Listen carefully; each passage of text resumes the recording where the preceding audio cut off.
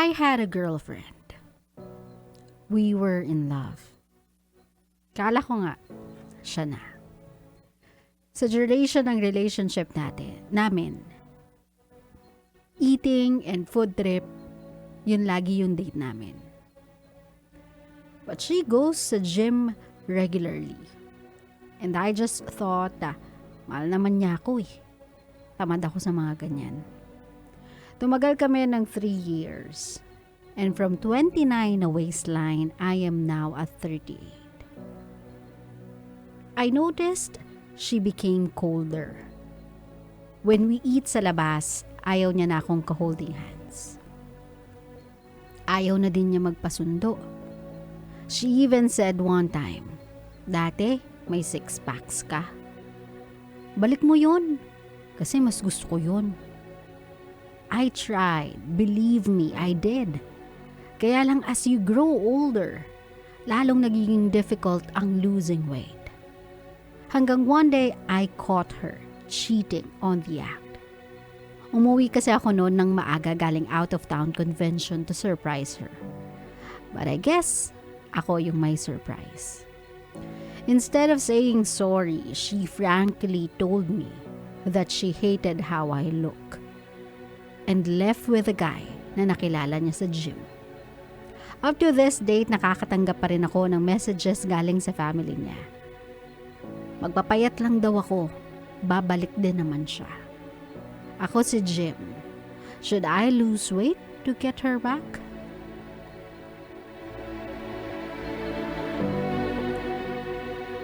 Jim, it's a no for me. Wow. X Factor. American Idol. Jim, it's a no for me. Pero kung ang tanong kasi, my love, is should you lose weight or change something in you? Just because you want to please somebody or just because you want someone back kasi they loved you or they want to be with you on a certain condition, the answer will always be no. Alam naman natin yan, di ba? Kapag nagmahal ka ng tao, you take the good with the bad. Nang hindi ka nag-nitpicking kung ano lang yung gusto mo na quality niya. Kung ano lang yung gusto mong physical feature niya. Kasi may love talaga kapag nagkakajowa ka. I don't know, sa akin kasi I think madalas tong nangyayari. When I am in a relationship, nagbabloat talaga ako. Kasi ang language of love ko ay food. O diba? If the person loves to eat, I love to cook for the person. And then, kapag hindi trip yung luto ko, I try remembering all the orders for specific restaurants na gusto niya. And then, I'll just order from that restaurant and kakainin namin yun. Kumbaga yung language of love kasi or yung pastime, madalas na pastime ng magjowa pag magkasama, it's always gonna be food. So, may times talaga na magbo-bloat kayo together, na lalaki kayo together. But, that doesn't mean na kapag hindi na siya as alluring as before, kapag hindi na siya as macho as before, magbabago din yung nararamdaman mo. Kasi ibig sabihin lang nun, my love, yung sinasabi mong pagmamahal mo sa kanya, yung quote-unquote love na tinatawag mo, it's superficial, diba? Hindi totoo. Joke lang. Kumbaga, attracted ka lang sa kanya physically, pero you don't really appreciate the entire being of that person. Kasi when you love someone, even if they gain weight, lose weight, you will love them no matter what. Now, kung sasabihin mo sa akin, for health issues naman that I can understand.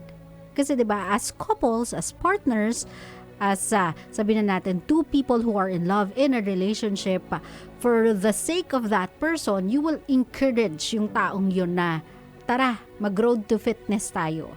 Not because I want you to get back dun sa old body mo, I want you to gain that 6 packs back or kailangan mo ng hourglass body ulit, but because, health-wise, we want the both of us to grow old longer together, to avoid yung mga health issues in the future. And the only way to achieve that is if we will both be fit. So, ang term ay fit.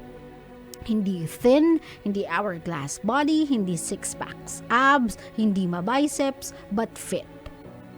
Lean, kumbaga, my love. Yung nasa tamang timbang ka for your certain age, for your certain height, for your certain body build, and healthy yung buong pangangatawan mo. So, yun yung goal. But if the goal is magpapapayat ako to impress someone, it's like tolerating a body shamer. 'Di ba? Para ka na lang din nag-tolerate ng isang tao na mapanghusga ng tao depending on how they look. And with your ex-girlfriend, hindi na ako magtataka kung saan nanggaling yung ugali niya. Unfortunately, it runs in the blood. 'Di ba?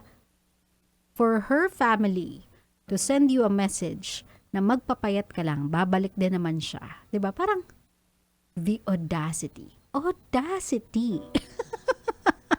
The nerve. 'Di ba? Parang gaano kayo ka-insensitive? I mean, do you tolerate that kind of behavior sa household ninyo? Kasi if that's the case, if ever na magkakaroon ako ng future na anak, I wouldn't want it to be raised in a household like that. Judgmental yung tao, insensitive, and worst of all, body shamers. Diba, my love? So, Jim, you are better than that. You can do better than that. I'm not saying the girl on a physical level. What I'm trying to say is someone with a better attitude than that. Diba? Someone who kahit papano can repel yung maling behavior na alam naman niya na nag-exist dito. Kumbaga, itong pagiging mapanghusga, itong pagiging laitero't laitera, alam naman natin yan eh.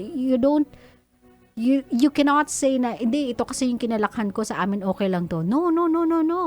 You've been traveling this world for how many years? Sa print, sa books, sa TV, sa radio, even in person or even in school, they will teach you not to do that. So, hindi mo pwedeng laging idepensa na hindi, ganito kasi yung kinalakhan namin. No.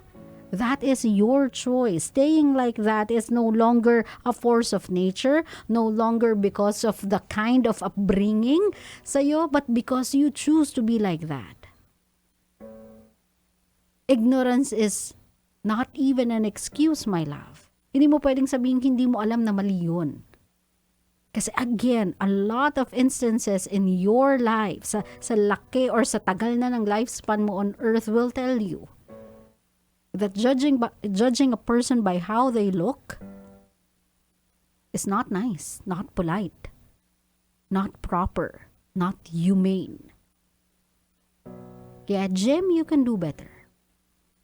If you want to do that, if you want to lose weight, if you want to be fit, again, do it for the right reasons. Do it because you want to elevate your confidence. Do it because you feel like it will make you feel stronger. But never do it to please other people. Never do it to get your ex-girlfriend back. That's not the kind of girl na gusto mong iharap sa altar. At ipangalandakan sa mga magulang mo na, Ma, this is the woman that will raise my kids. Kasi anong klase na lang ng behavior yung kaya niyang ituro kung siya mismo hindi niya maituwid yung pagkakamali niya. Naintindihan mo ko, my love? Jim, if food is your love language as well, find a partner that will enjoy food with you, enjoy the journey of being fit and healthy with you. Yung sasabayan ka, hindi yung huhusgahan ka. Klaro? Klaro.